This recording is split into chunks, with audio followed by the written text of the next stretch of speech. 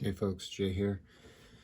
So today we're going to talk a little bit about RC drifting. It's something new I've been getting into. It's something I mentioned on the last video.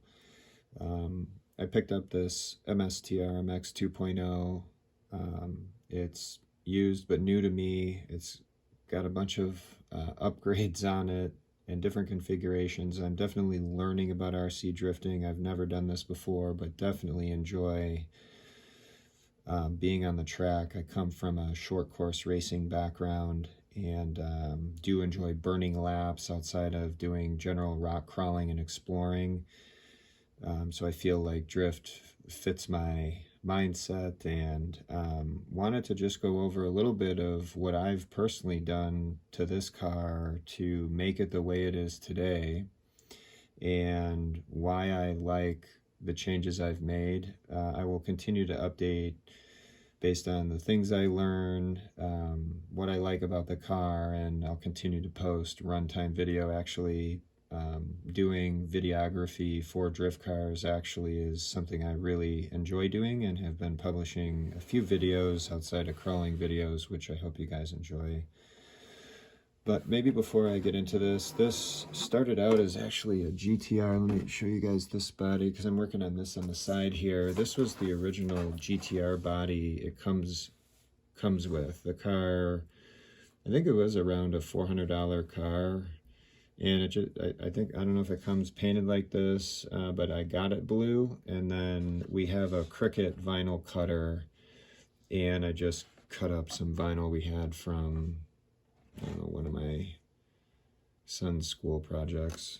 I ended up putting some light buckets in this, so I used just a bunch of E6000, and then ended up mounting the lights up in here as well. Bought a touring car light kit and hooked it up to I think there's a 5-channel receiver in here directly to my Spectrum DX5R Rugged, so I can turn the lights on and off and do different things, which is pretty cool. I don't really put lights in my crawlers too much, mainly just to see, but I guess as for touring cars and drift cars, you can get turn signals and a bunch of different stuff, so I'm excited to get into that. But this is how the body looked. I think it's a 200 millimeter body, and I think that's the width, and then I think the length of the car is actually 257 millimeters. You'll notice this body is thin, and this body is super wide. They're still considered 200 millimeter bodies, but this Mustang body is super wide for some reason.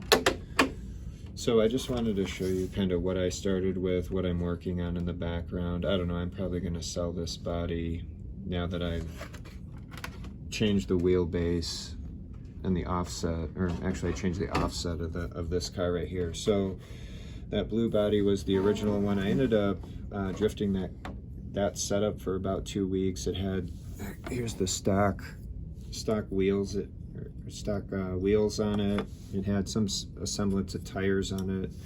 I ended up picking up some new stuff specific for the type of track we're running on, which is, it's like a sanded garage floor. So I'm running a DS Racing tire made for carpet. They don't wear as much, and they slide a lot, which is really nice. And then I'm running, these are Drift Element adjustable offset wheels in white with a silver ring. The body is a Protoform 200 millimeter, and it literally sits perfectly right on the car. Under the car,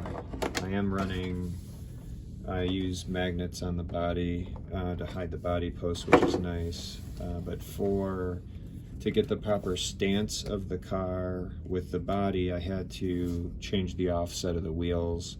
So these Drift Element wheels are super nice. They come, what I like about these actually, which is different than maybe some of the other wheels you can pick up on the market. These wheels screw into the back like a crawler, beadlock. So you can see there's screws right there on the back. There's 5 of them. It really snugs in the tire nicely because these tires just kind of slide on and off of the rim, and then you use a tape or like a foam inside the tire, which I am using. But anyways, I ended up changing the body to get a little bit more of a wider offset, which is what I wanted, and then to achieve the proper stance and tuck for the camber and the angle I'm running, I end up running a plus 12 millimeter offset on a drift element wheel, which I think is actually 11 millimeters offset to be correct, but it says 12 in the directions. I ended up changing the stock gyro. I went with a Yokomo V4. It's a DP302. I read, I think it was Roadside RC is the YouTube channel that I reference a lot. I think he posted up a review on this, and so I ended up watching that, and it's a super smooth gyro, and I feel like it's not as twitchy. It handles my driving a little better because I feel like I'm maybe a little more aggressive, but I am still new. Some other changes I've made to this, you'll know, this motor comes mounted on the bottom. I don't know where the ESC is here stock. I think it might be up front. The servo here has been turned around. I guess this gives you better angle with your turning. So the servo's been adjusted to, I guess you could say, go horizontal with the frame.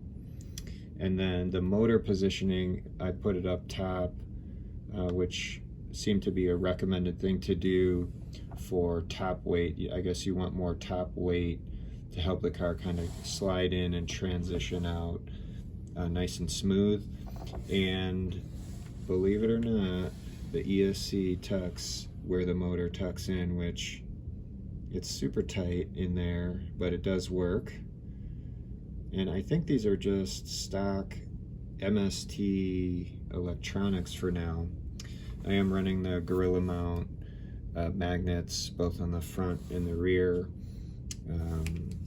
Just picked these up at a local hobby store.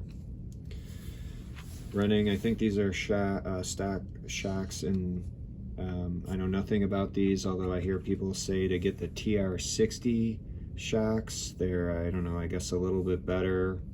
The internals are better. They handle weight transfer a little differently and a little better. So I'm looking forward to getting that. And then everybody's wondering what this is. Probably this is just a, it's like a light controller. It just allows me to switch the lights on and off from my radio.